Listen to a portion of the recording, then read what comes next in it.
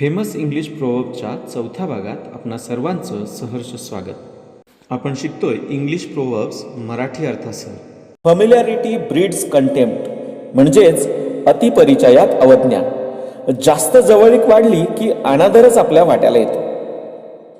It means that long and close relationship is specially between two people causes feeling of scorn and dislike to develop. Next proverb is, it is no use crying over spilled milk. It means that गतम न सोचयेत, गतकाळाचा शोक पुकार. We should not be unhappy about the past moment.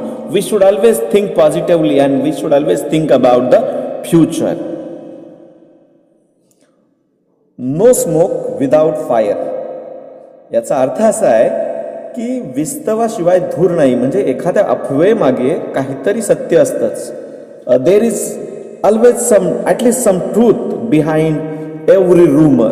That's why we should not take the rumours also lightly. Next proverb is set a thief to catch a thief. म्हणजे चोराच्या वाटा चोरालाच माहिती. बऱ्याचदा काय होतं की एखादा चोर जर पकडायचा असेल तर त्याच फील्डमधला त्याच व्यवसायातल्या एखाद्या व्यक्तीला अपॉइंट केलं जातं. सो गंमत आहे की नाही. छान प्रोवर्ब आहे. पुढील प्रोवर्ब आहे, one swallow does not make a summer. म्हणजेच एखाद्या उदाहरणावरून नियम सिद्ध होत नाही. It is unwise to form a general opinion on the basis of just a single event. So we should go through thoroughly, then only we have to generalise the things. Next proverb is, heat the iron when it is hot. It means that तवा तापलेला आहे तोवर पोळी भाजून घ्या. म्हणजे मिळालेल्या संधीचा फायदा घ्या. Never waste the opportunity. You should utilise the opportunity. Next proverb is, the wearer knows where the shoe pinches. म्हणजे ज्याचं जळतं त्यालाच कळतं किंवा ज्याचं दुःख त्यालाच ठाऊक. It means that the person who is suffering, he only knows what exactly the problem is and how the agonies are, how the problem is. Too many cooks spoil the broth. म्हणजे 5-50 आचारी वरणामध्ये मीठ भारी. If so many people are busy with the same task, then the chances are there, instead of doing better, that work may be spoiled. म्हणजेच एकच काम जर अनेक लोक करत असतील तर ते काम बिघडण्याची शक्यता अधिक असते. The child is father of man. म्हणजेच बाळाचे पाय पाळण्यात दिसतात. बऱ्याचदा छोट्या मोठ्या गोष्टींवरूनच आपल्याला पुढची मोठ्या संकटांची कल्पना आपल्याला येत असते. Next proverb is very important one. Time and tide wait for nobody. म्हणजेच वेळ आणि लाटा ह्या कुणासाठी थांबत नाही. This proverb tells us the importance of time. Time plays a very crucial role in our life. म्हणजेच वेळ जी आहे ती आपल्या जीवनामध्ये फार महत्त्वाची भूमिका पार पाडत असते. And the past moment can never B regain. म्हणजे गेलेले क्षण आपल्याला परत मिळत नाही. That is why you should know the importance of time and you should do the things in time. Punctuality is very important in our life, and so do be punctual and do know the importance of time. It may make you successful. Next proverb is, little things please little minds. याचा अर्थ असा आहे की कोल्हा काकडीला राजी. Some people are there in the society who are satisfied with the very trivial thing. म्हणजे ती माणसंच तशी असतात की अतिशय सर्वसामान्य गोष्टींमध्ये ती समाधान मानत असतात. पुढील प्रोवर्ब आहे, युनियन इज स्ट्रेंथ. म्हणजे एकी हेच बळ असतं. एकीचे बळ आणि मिळते फळ ही म्हण आपल्याकडे फार प्रचलित आहे. Two heads are better than one. म्हणजे एक से भले दो. एकापेक्षा दोघांनी केलेलं काम हे अधिक चांगलं होत असतं.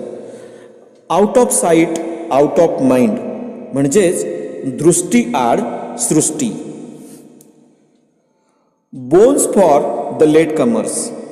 याचा अर्थ असा आहे की हाजीर तो वजीर. म्हणजे जो प्रेझेंट आहे त्याला त्याचा फायदा अधिक मिळत असतो.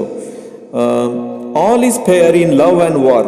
म्हणजेच युद्धात आणि प्रेमात सर्व काही क्षम्य आहे असं काही लोक मानतात.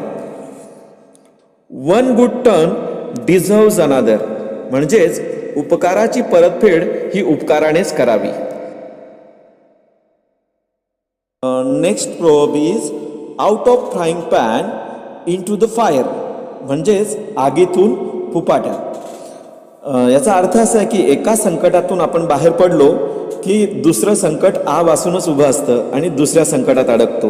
Means when we come out of one problem we always trap in other problem. So very funny proverb is out of frying pan into the fire. It never rains but it pours. याचा अर्थ असा एक संकटे ही एकटी दुकटी येत नसतात, तर ती एकामागून एक अशा पद्धतीने येत असतात. Problems are like chain, you know, they after another. So असं मराठीमध्ये म्हटलं जातं की असं जगावं छाताडावर आव्हानांचे लावून अत्तर, नजर रोखुनी नजरेमध्ये आयुष्याला द्यावे उत्तर. जरी संकट कशी असली तरी पण आपण ताठ मानेने त्या संकटांना तोंड द्यायला पाहिजे, कारण ती एकटी दुकटी येत नसतात, तर एकामागून एक येत असतात. पुढील प्रोवर्ब आहे स्टील वॉटर्स रन डीप. त्याचा अर्थ असा आहे की खरा जो विद्वान असतो तर तो व्यर्थ बडबड करत नाही, तर फार तोलून मापून आपले शब्द तो त्या ठिकाणी वापरत असतो. पुढील प्रोवर्ब आहे every light has it shadow, म्हणजेच दिव्याखाली अंधार. तर हे असंच एक छान प्रोवर्ब आपण या ठिकाणी शिकलोय. पुढील प्रोवर्ब आहे व्हाय कास्ट पर्ल्स बिफोर स्वाईन, म्हणजे गाढवापुढे वाचली गीता, कालचा गोंधळ बरा होता. बऱ्याच लोकांवर आपण कितीतरी त्यांच्या पुढे जर एखादी गोष्ट चांगली सांगत असलो तरी त्यांना त्याचा अर्थ त्या ठिकाणी कळत नाही, ते आपलेच म्हणणं त्या ठिकाणी रेटत असतात.